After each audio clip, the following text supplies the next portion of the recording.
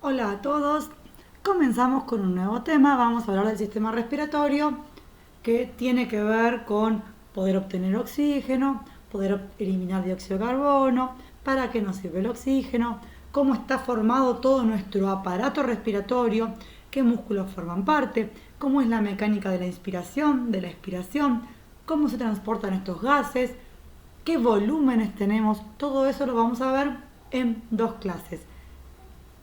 No se olviden que van a tener el apunte donde va a tener toda la información, va a estar ahí volcada. Arrancamos.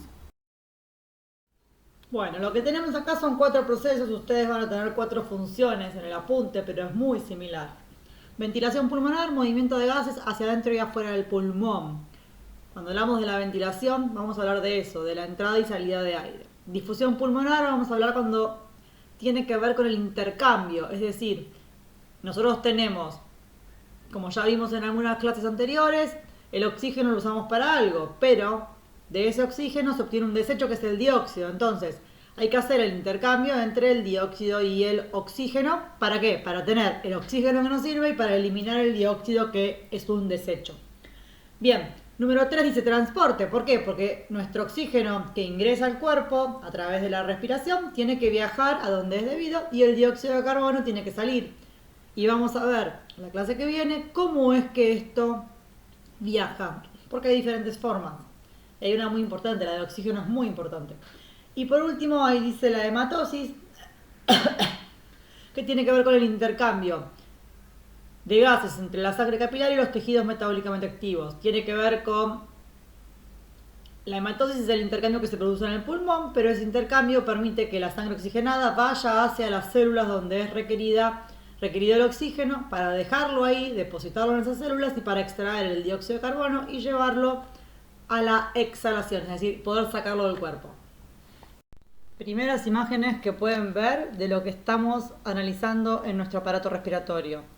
Del lado en la foto de la izquierda tienen, falta la nariz, las primeras vías que va a recorrer el aire, que son nariz, faringe, laringe, tráquea y bronquios. Y luego tenemos la parte intrapulmonar que se ve mejor en la foto derecha, que tienen como toda esa ramificación, esos hilitos, que va a ser toda nuestra vía intrapulmonar, tanto como la vía de conducción como la vía de la hematosis, la zona de hematosis, que lo vamos a ir explicando a medida que pasen las diapositivas. Bueno, acá comenzamos con la parte de cómo están formadas nuestras vías aéreas. Primero vamos a tener la parte extrapulmonar y después la intrapulmonar. No se vuelvan locos en hasta qué nivel llega cada una de estas partes. Es muy anatómico eso. Pero tenemos que saber, por ejemplo, qué está dentro del pulmón y qué es extrapulmonar. Y también tenemos que saber el camino que recorre el aire al ingresar. Acá dice fosas nasales, faringe, laringe, tráquea y los bronquios. Ahora viene después otra diapositiva que habla de lo que hay adentro del pulmón. Bien, lo importante es saber la función de cada uno de estos diferentes partes de esta vía. La nariz, es decir, las fosas nasales se encargan de la filtración y de calentar y humectar el aire. ¿Vieron cuando se habla de que cuando uno corre tiene que tomar siempre el aire por la nariz? ¿Por qué? Porque el aire se calienta, evitamos que se reseque la garganta y además porque se van quedando en la misma nariz con todos los pelitos que tiene diferentes partículas que tiene el aire que nos pueden hacer mal al momento de respirar. Bien, después tenemos la faringe. La faringe tiene varias partes, pero su único objetivo que nos importa a nosotros es que va a conducir el aire desde la nariz, también algo de la boca, porque la faringe se comunica con la boca, hacia la laringe. Es decir, es un paso obligado del aire. Bien, la laringe es lo que continúa. Lo importante de la laringe acá es que lo que comemos no se vaya para el lado respiratorio y que el aire vaya para donde tiene que ir.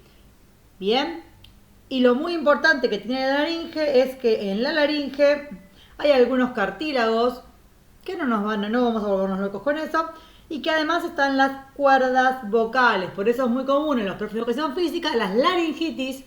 Siempre piensen que la palabra itis al final es inflamación. Laringitis es la inflamación de la laringe por el mal uso de las cuerdas vocales.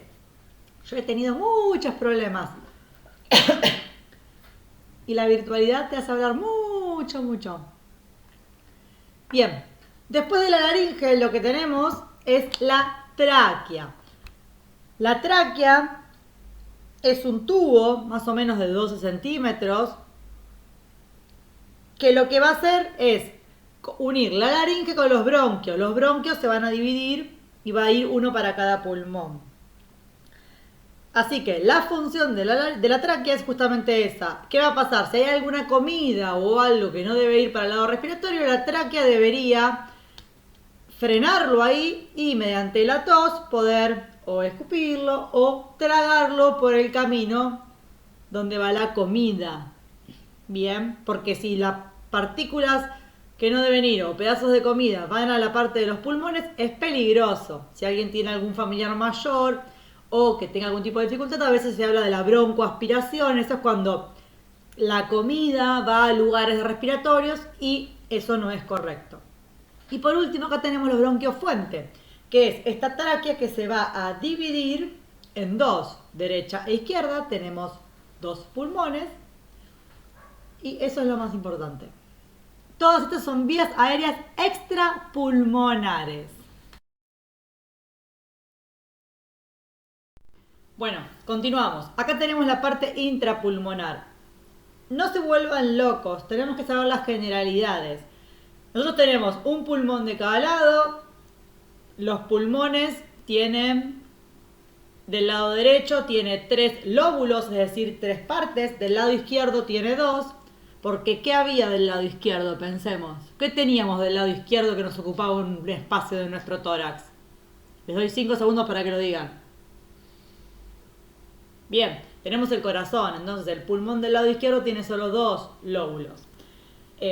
Y dentro del pulmón, nuestros bronquios se van dividiendo. Tenemos los bronquios fuente, que son los extrapulmonares, y después se divide en bronquio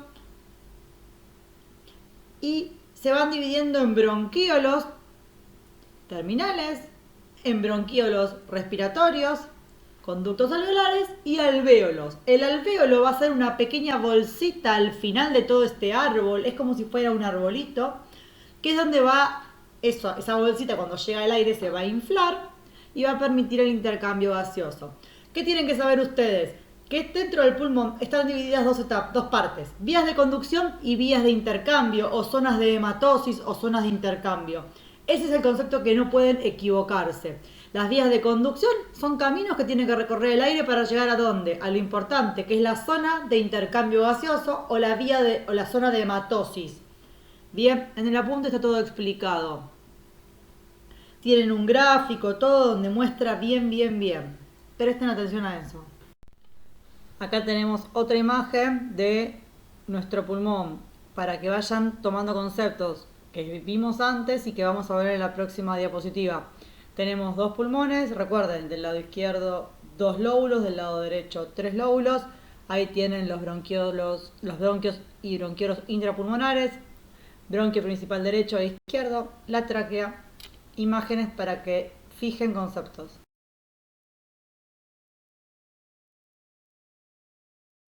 Bueno, recién vimos todo lo que es el camino que recorre el aire. Ahora lo que vamos a hacer es hablar un poquito de cómo está formado nuestro tórax, nuestra caja torácica. Tenemos una parte de huesos, que son los que, como vieron seguramente en anatomía, son huesos del tipo planos que van a proteger nuestra caja, nuestros órganos vitales que están adentro. Constituido por las vértebras dorsales, el esternón, los cartílagos costales y las costillas. Eso genera una caja que se llama caja torácica. Después, nuestros pulmones van a estar envueltos por la pleura. Las pleuras son como unas láminas, unas membranas que van a recubrir el tejido. Una membrana parietal, que va a ser la más externa, más cerca de la parte de los huesos, y una visceral, que va a estar más pegada al pulmón. Entre estas dos membranas hay un espacio, el espacio pleural.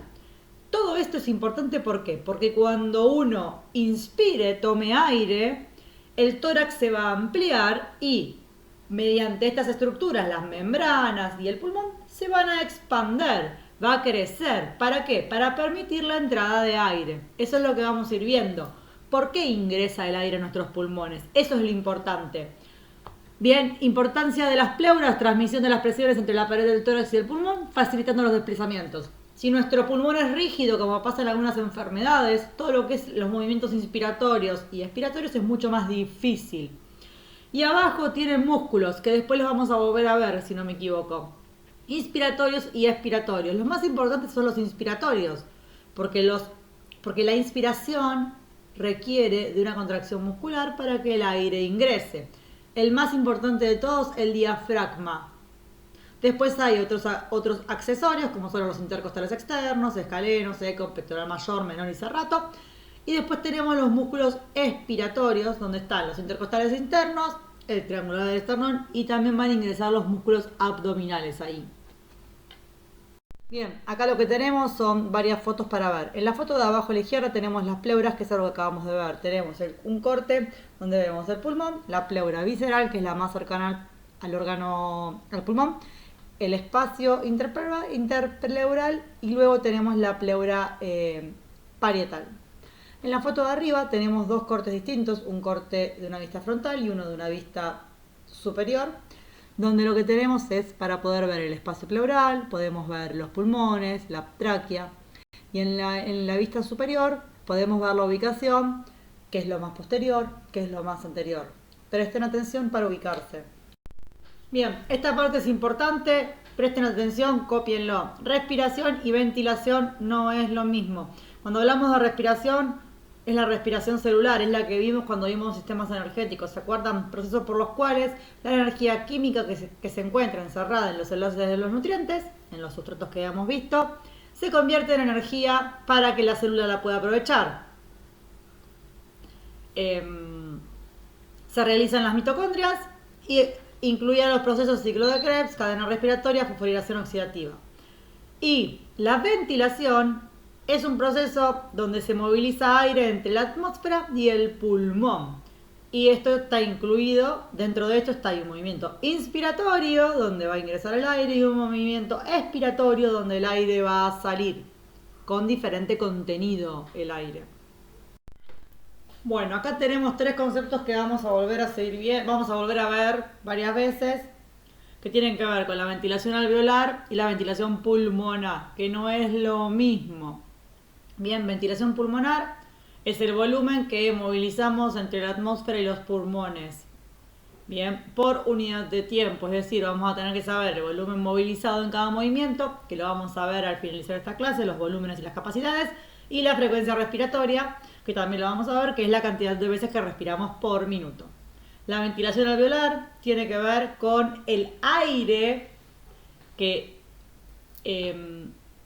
se pone en contacto con los alvéolos por unidad de tiempo. A ver, nosotros cuando tomamos aire, nuestros pulmones se van a llenar de aire y ese aire, por las vías de conducción que ya vimos, bien, van a llegar a los alvéolos. A veces hay alvéolos que no pueden recibir aire. ¿Por qué? Porque están llenos de moco, porque están viejitos y no se pueden abrir, entonces no van a servir esos alvéolos. Bien, eso es importante y lo vamos a ver ahora cuando veamos espacio muerto. Bien, y la hematosis es el intercambio de gases entre el alvéolo y la sangre.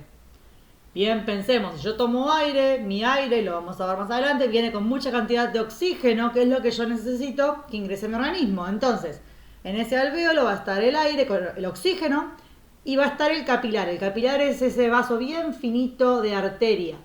Entonces, ahí lo que va a pasar es, el oxígeno va a entrar a la sangre y la sangre, ¿qué va a eliminar al alvéolo? El dióxido de carbono. Para que cuando nosotros saquemos el aire, es decir, hagamos una expiración, ¿cómo se llama? Larguemos el dióxido de carbono que era nuestro desecho. Bueno, vamos con un concepto importante que es el espacio muerto. Bueno, cuando nosotros tomamos aire, hacemos una inspiración, ingresa un volumen corriente que es el típico, generalmente son 500 mililitros. Bien, pero ese aire no llega todo completamente a nuestros alvéolos. ¿Por qué? Porque va a haber cierta parte de ese aire que va a quedar en las vías aéreas de conducción o en los alvéolos que no van a poder realizar el intercambio. Bien, es importante tener este concepto, ¿por qué? Porque significa que no todo el aire que yo inspiro es todo el aire que va a llegar a mis células para ser utilizado. Tenemos el espacio muerto anatómico, que es el que va a quedar en las vías aéreas de conducción. Acuérdense que la parte intrapulmonar tenía una vía de hematosis y una vía de conducción. Bueno, este aire queda ahí. Como queda en ese camino, no llega al lugar donde debe hacerse el intercambio. Y después tenemos un espacio muerto alveolar, que son alvéolos a los cuales llega el aire, pero a esos alvéolos no les llega un capilar para producir el intercambio. Más adelante vamos a ver, y ya lo repetimos varias veces, el intercambio o la hematosis tiene que ver un alvéolo lleno de aire y un capilar, es decir, un vasito sanguíneo, que va a pasar por al lado, bien cerquita, vamos a ver después cómo, y se va a producir el intercambio.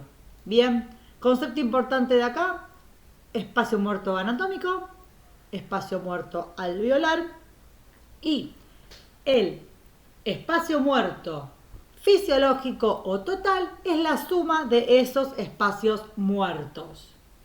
Es decir, va a ser todo el aire que no va a producir, va a ser todo ese aire que no va a producir intercambio. ¿Por qué?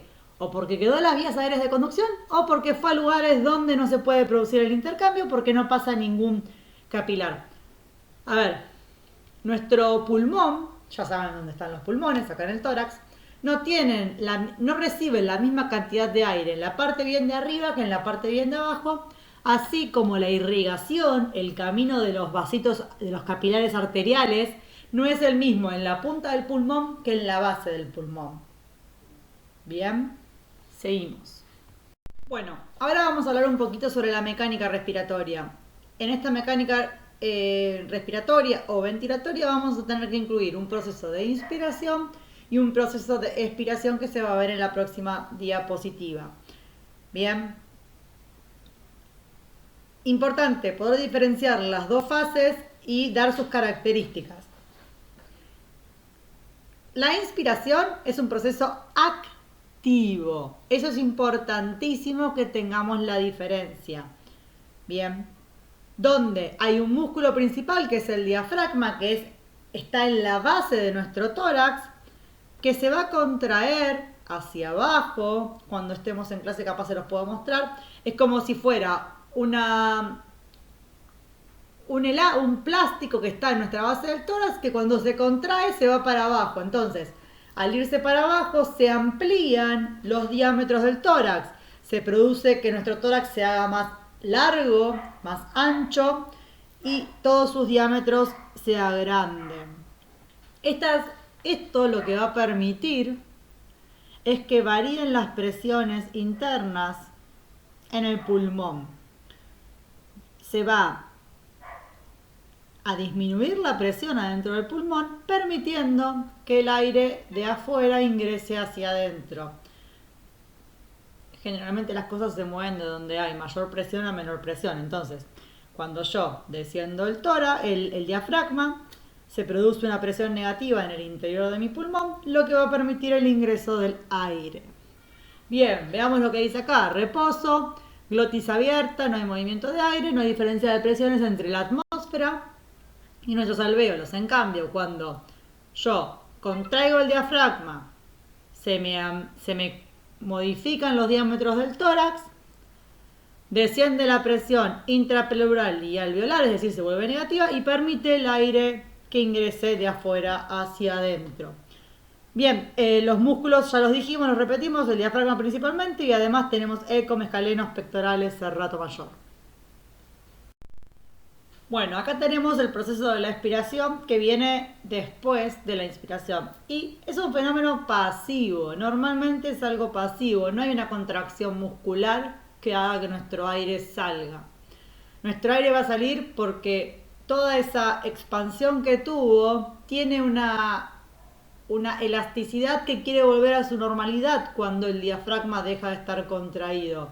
El diafragma va a relajarse, va a subir, entonces toda la estructura de la caja torácica, de los pulmones, de la pleura, todo lo que hablamos al comienzo, se relaja y vuelve a su posición normal por estas fuerzas elásticas que tiene. Bien.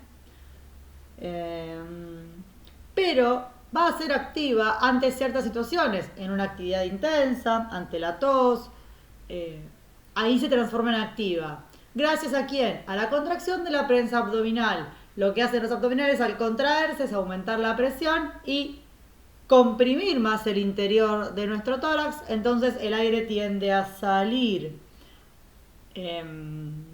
Bien, como se aprieta, aumentan las presiones internas y el aire sale. Conceptos importantes a tener en cuenta. La mecánica respiratoria o ventilatoria tiene dos procesos, la inspiración y la expiración. Poder diferenciarlos, poder describirlos, no con lujo de detalles, poder decir, bueno, en la inspiración pasa tal cosa, en la expiración pasa tal otra. Conceptos claros, conceptos grandes, sean ordenados para estudiar este tema, que es importante porque cada vez que den educación física en una escuela van a decir, tomo aire por nariz, soplo por la boca, muy bien, despacito, respiro, son cosas normales. Bien, acá están los músculos que ya los repetimos varias veces, los músculos inspiratorios y los expiratorios. Como conceptos importantes, tener en cuenta que el diafragma es el principal músculo inspiratorio, los intercostales externos son cortitos y colaboran en la inspiración en una forma principal. Y accesorios tenemos escalenocecum, trapecio, pectoral mayor, pectoral menor, serrato mayor. Todos músculos que, como tienen alguna inserción en la parte de nuestra caja torácica, cuando se contraen la amplían, porque es la inspiración.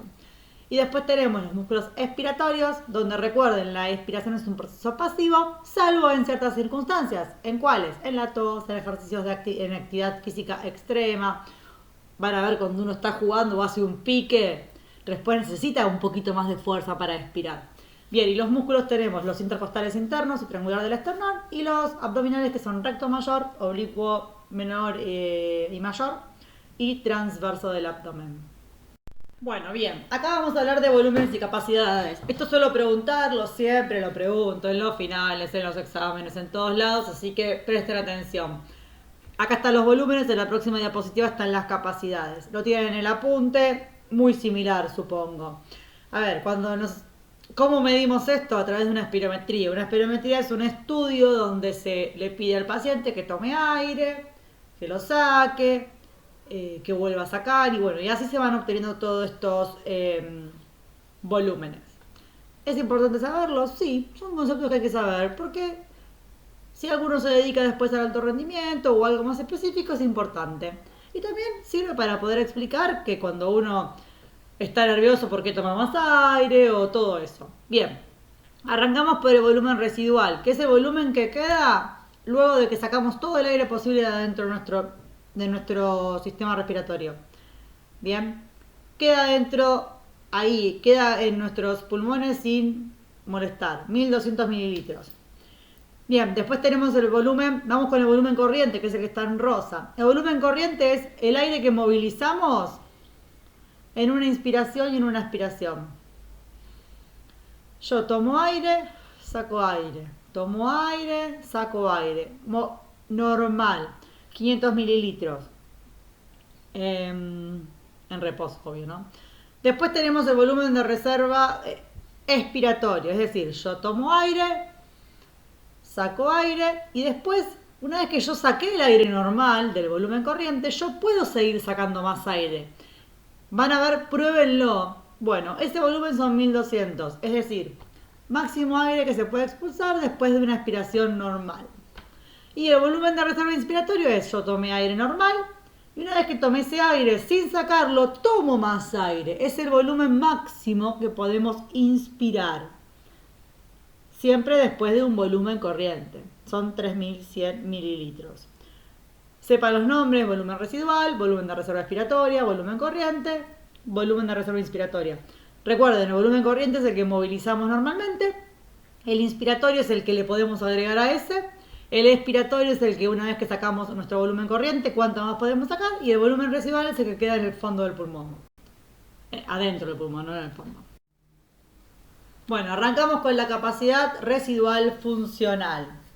Bien, es la cantidad de aire que queda en los pulmones luego de expirar el volumen corriente. Pensemos, cuando expirábamos el volumen corriente, ¿qué dos volúmenes nos quedaban? Así lo podemos sacar sin tener que estudiar de memoria. El volumen residual y el volumen de reserva expiratoria. los valores son 2.400 mililitros porque eran 1.200 cada uno. Bien, después tenemos la capacidad inspiratoria. Ya pensemos que nos dice capacidad inspiratoria.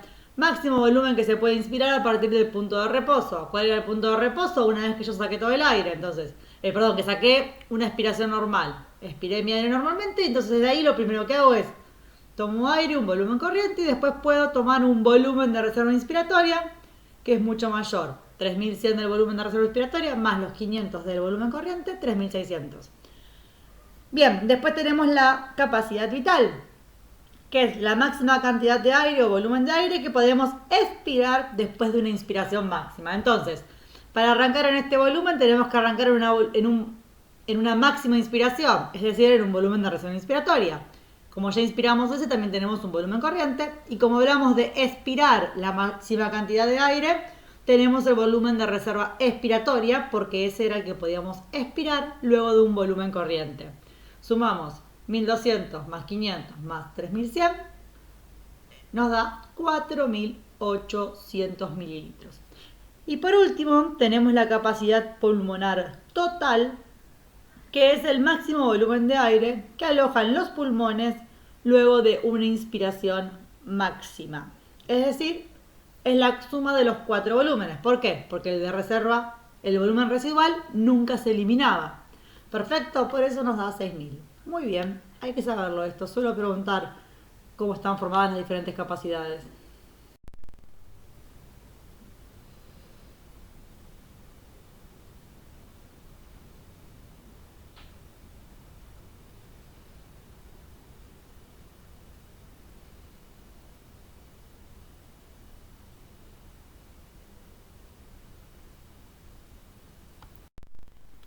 Bien, acá tenemos la frecuencia ventilatoria o frecuencia respiratoria, que es la cantidad de movimientos respiratorios por minuto, es decir, la cantidad de veces que inspiramos y expiramos por minuto.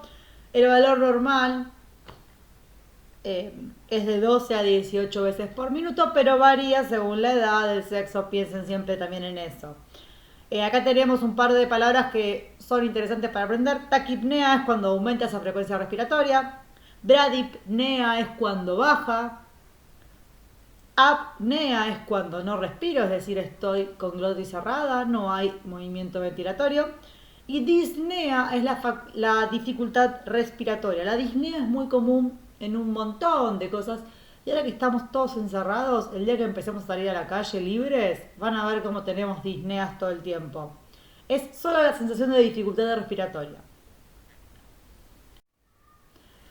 Bien, y en volumen minuto ventilatorio o volumen minuto respiratorio o ventilación pulmonar es la cantidad de aire ventilada en un minuto en cada mediante el ciclo respiratorio. Bien, cantidad total de aire nuevo que pasa hacia ahí. Que va hacia y desde las vías respiratorias por minuto, es decir, es la entrada y salida de aire por minuto. Esta fórmula equivale a la frecuencia respiratoria por el volumen corriente. Obvio, esto en reposo. Acá abajo tienen agregado en ejercicio y en reposo absoluto. Para que vean cómo puede variar en la actividad física. Igual todo lo que es actividad física lo vamos a ver al final del año. Pero, concepto importante, ejercicio. La frecuencia ventilatoria puede llegar a aumentar muchísimas veces. Piensen ustedes cuando están haciendo actividad física, qué es lo que pasa. El volumen corriente puede aumentar un montón. Recuerden que el volumen corriente es la entrada y salida de aire en un movimiento ventilatorio. Si aumentan los dos valores, va a aumentar mucho porque es una multiplicación. Bien. Llegamos al final de la primera clase. Recuerden prestar atención a los conceptos. Tienen el apunte para volver a leer lo que no entiendan o para usarlo de guía. Si miran el video y leen el apunte van a estar mucho mejor. En el próximo video vienen con conceptos mucho más complejos, pero para esos conceptos tenemos que tener bien en claro cómo está formado nuestro cuerpo, cómo es la mecánica ventilatoria, nuestro aparato respiratorio, cuáles son los volúmenes que manejamos y todo eso.